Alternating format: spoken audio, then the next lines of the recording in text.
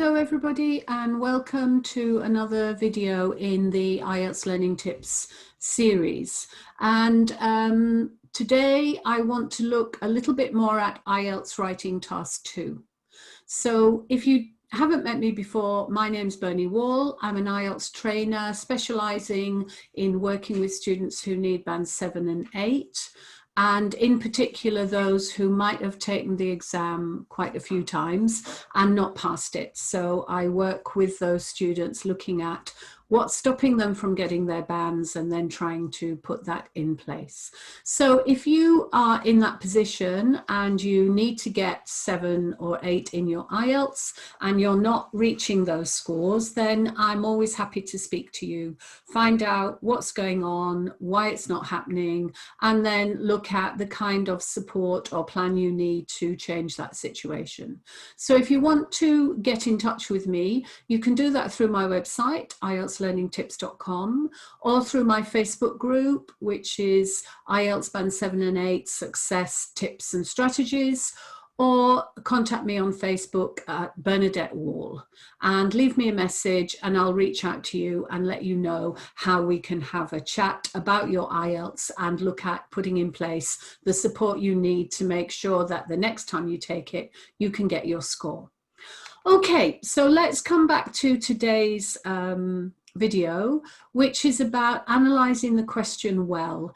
A lot of students look at the question, they think they've got the question and they set off writing, and quite often they've misinterpreted the question. And this is especially the case if you are using templates, which I really wouldn't advise, because templates tie you into a particular type of writing which does not fit every question. So your best bet of getting a band 7 or 8 is to really look carefully at the question and make sure that you're doing exactly what the question asks you to do. So let me share my screen with you. I've got a couple of questions that we're going to look at today. I can just find it. Okay. And we'll go through these two questions and look at what you must do to make sure that you give a good answer. So, some believe that charitable organisations should help people no matter where they live.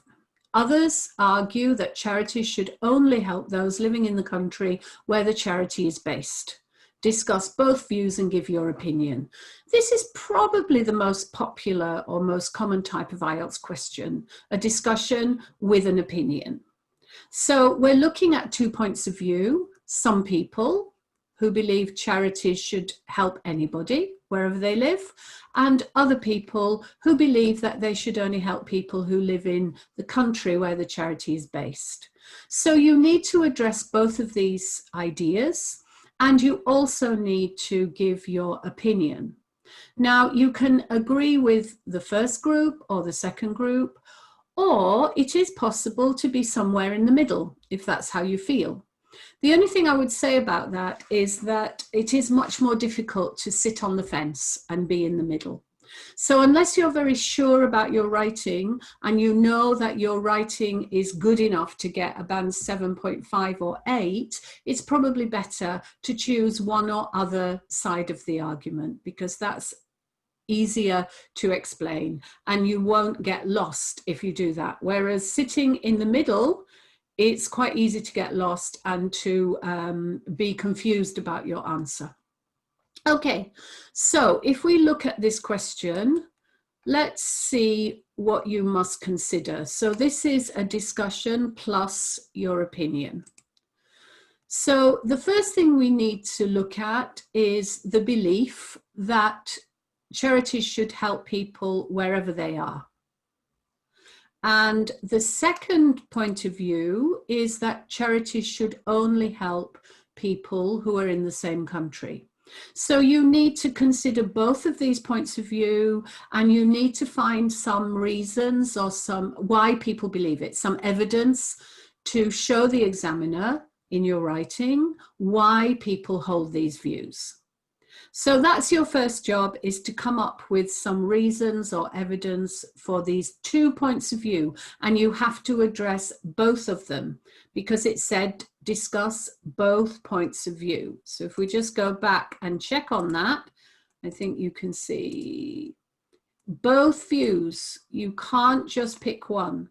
So two, and then decide which of these you agree with. Okay. So these are the things to watch when you're doing this kind of question. So firstly, the topic is about charities and who they help and the location of the people they help. That's the only topic. So don't start talking about charities generally or what charities do or anything like that. It's about who they should be responsible for.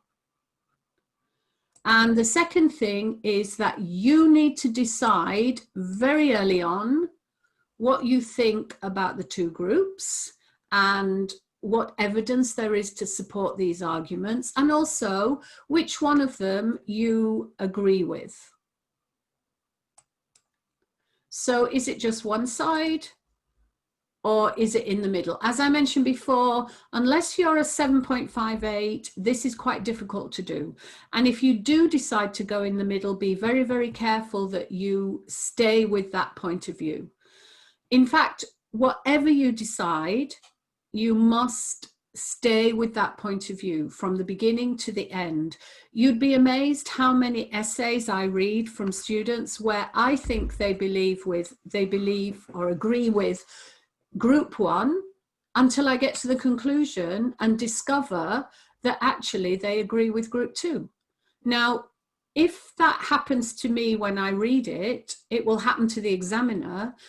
You will lose a lot of marks. You will lose on your coherence because obviously it's not clear and it's not followed through well, but you'll also lose on your task response because it would seem that at the beginning you agreed with group one and at the end you agreed with group two. And so it's not clear who you agree with. So your opinion has got muddied. So the things to do to avoid that is firstly, state your opinion early on. I would state it at the end of your introduction and then restate it in the conclusion, but make sure it's the same opinion. If you've stated it in the introduction, then you should follow that one through to the end. I think sometimes what happens is students don't state their opinion at the beginning. And then when we get to the conclusion, we discover that their group that they agree with is actually different to the one that they seem to support in the essay. So make it very clear from the beginning where you are, and then follow that through and restate in the conclusion. Here it's easier to split it into the two paragraphs, group one, paragraph one, group two, paragraph two, but make your position clear. So if you are talking about the group that you don't agree with, you could say that that's not your opinion, although you can understand why they believe that. Okay, and make sure that you provide ideas, evidence, reasons for the statements you make. So you're looking for, why do people believe A? And why do people believe B? So what are the reasons for holding those points of view? And if you have an example, then please put it in, but don't make it too long. Don't make it too personal. We don't want to know about your friend or your brother or what happened to you. We just want a very simple, clear example which supports your reason. So if the example has got nothing to do with the reasons you're putting down, it's not a good example. The example should support and clarify what you're trying to say. And make sure that as I said before, the writing agrees all the way through with the point of view that you state at the beginning. Okay, let's have a look at a second one. This is a completely different type of question. So people today rarely interact with their neighbours, and this is having a harmful effect on local communities. Okay, what are the possible causes and what can be done to address it? Okay, so there are two parts to the question. Causes of this trend and then solutions, if you like. So this is a problem solution, but you have to find causes and you have to find solutions.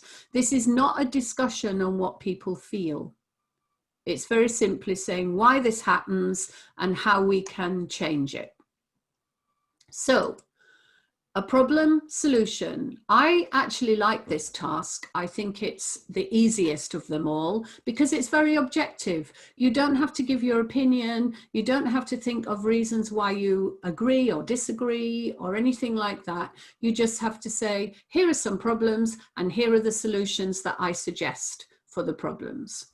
So it's quite straightforward and simple, but a lot of students do make it complicated by trying to put in what people believe, and that's just not relevant. It's not asked for. Right, so the first thing you want to know is, why do people not interact with their neighbours? So think of some reasons for that. And then secondly,